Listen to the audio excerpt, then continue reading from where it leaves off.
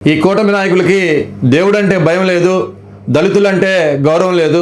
ఒక దళిత ఎమ్మెల్యేని ఏ విధంగా అవమానించారో ఒకసారి ఈ వీడియో చూడండి. నిన్న ఎన్టీఆర్ జిల్లా తిరువురు నియోజకవర్గం గంపన్నగూడెంలో శ్రీ నెమలి వేణుగోపాల స్వామి కళ్యాణోత్సవం జరిగింది. అక్కడ పద్ధతి ప్రకారం, సాంప్రదాయ ప్రకారం స్థానిక ఎమ్మెల్యే పట్టు వస్త్రాలు సమర్పించాలి. కానీ పట్టు వస్త్రాలని ఎంపీ గారికి ఇచ్చారు. అప్పుడే వచ్చిన దళిత ఎమ్మెల్యే శ్రీనివాసరావు గారు అయా సాంప్రదాయ ప్రకారం ఆ వస్త్రాలు మేము సమర్పించాలని రెండు చేతులు చాచి అర్థించారు.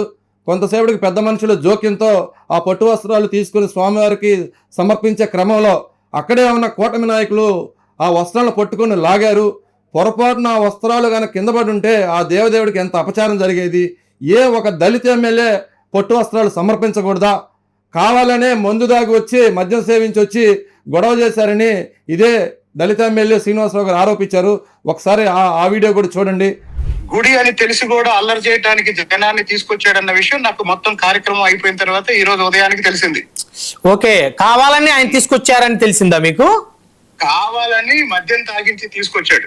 ఆ పట్టు వస్త్రాలు సమర్పించిన వెండి పళ్ళాన్ని గుళ్ళో పెట్టారా, తెచ్చుకున్నారని హేళనగా ఆ దళిత ఎమ్మెల్యేని అవమానించారు. ఆ వీడియో కూడా ఒకసారి చూడండి.